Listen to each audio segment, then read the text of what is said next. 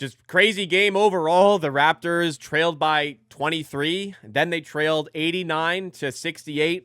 And then a 30-8 run saw the Raptors take the lead.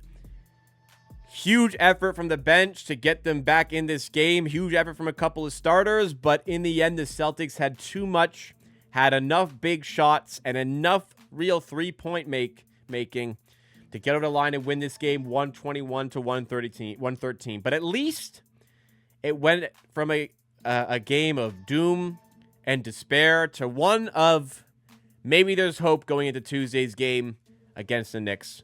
Let's break it all down in this post-game recap.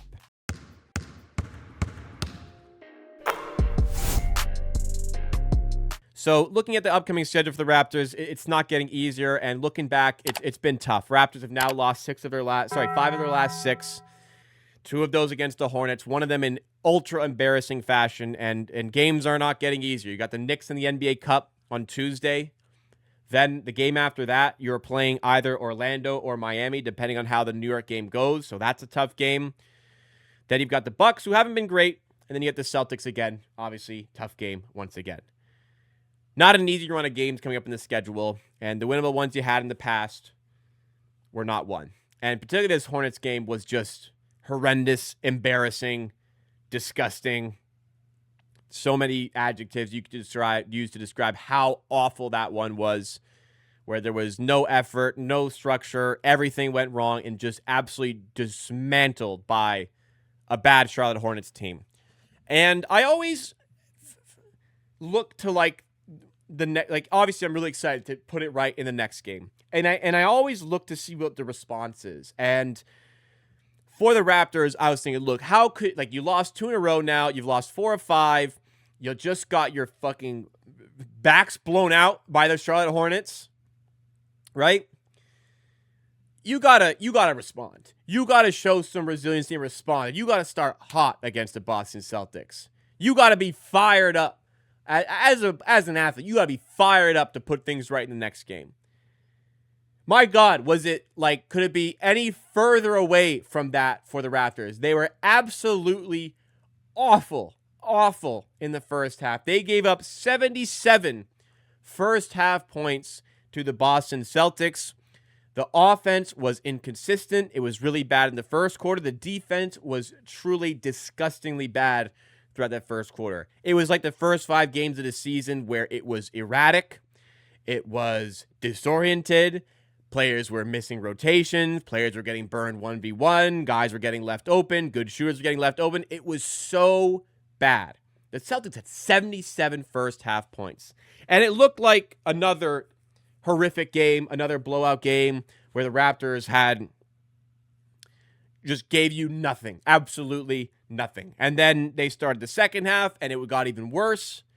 Then all of a sudden things sparked to life. Darko spent the whole game just throwing out different lineup combinations, trying to find something that worked. And eventually, he kind of did. The Raptors bench had an excellent game overall tonight. Individually, though, there was some really standout figures. Abaji, with his probably best game of the season, 11 points, plus 7. Mama was great off the bench, 6 of 10, 14 points, plus 12. Shed kicked into gear in the second half. He started the game 0 of 5 from the field, went 4 of 5 in the second half, finished with 9 points, plus 4. AJ Lawson came in, gave us a spark when nobody else was doing much.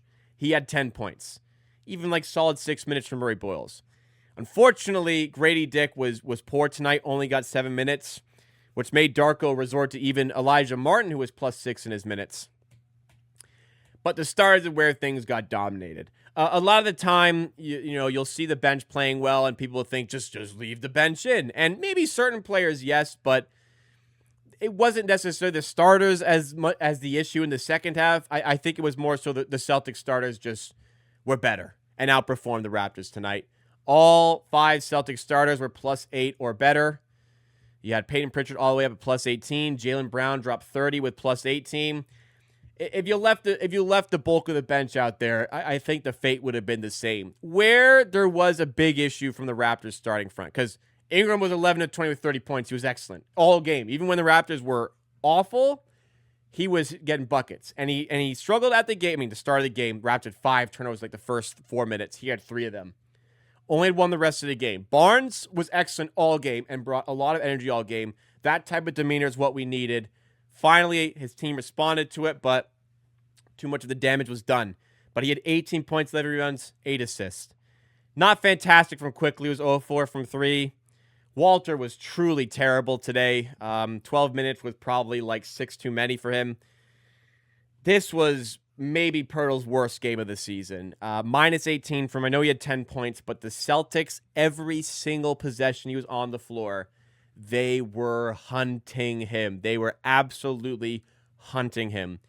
And when the Raptors got it close late, Momwood played the entire fourth. They got Pirtle back in for like 2.5 minutes. It was probably 1 minute too much. They hunted him every possession. He was awful. Just awful. Such a liability on defense today in what has been a season where a lot of the time he has been an important player for the team. That wasn't the case today. Got very widely outperformed by Mahmoud Kelishvili. And as much as it was a tremendous second half by the Raptors, the damage was done. Like, you just can't start that poorly in an NBA game and expect to come back against any team, let alone the Celtics. The Celtics team who are rolling. They're 15-9 on the season. They've now overtaken us in the standings. They've won 10 of their last 12. Like, they're kicking into gear. This is a bona fide playoff team. They're extremely well coached with Joe Mazzulla. You can't come out that flat, and it's another case of a poor start by the Raptors, and they pay the price big time. Now, on top of that, Celtics, they fire away threes. They were efficient from 3 and took 47 of them. They made 20. The Raptors only took 22 threes, and they were efficient, but at a certain rate, like, they're just going to outpace you scoring-wise when they're knocking down all those threes. Raptors did a great job of making the turnover battle more even. They lost it by 2. They did a great job fighting back in offensive rebounds, but they lost that by 3. So put themselves in a hole. Went on a huge run to get back in the game, but other than that 30-8 run, which was a significant portion of the game, the Celtics were the better team. Probably did deserve to win. The Raptors did not have enough to get over the line here. But, it went from early in the third quarter, I was like, when am I shutting this off? Because they're giving me nothing in the slightest. But found something from deeper parts of the bench. Ingram had a really good game. Barnes had a really good game. It's just the defense let them down. They were just so bad to start the game. And, welcome to the NBA. Like, a bad 10 minutes can lose you the game, let alone a bad 28-plus minutes, which is what it probably was for the Raptors. That's the reality of the NBA. You got to play 48 minutes. Another subscriber coming in. Shout-outs to Danny. Appreciate that.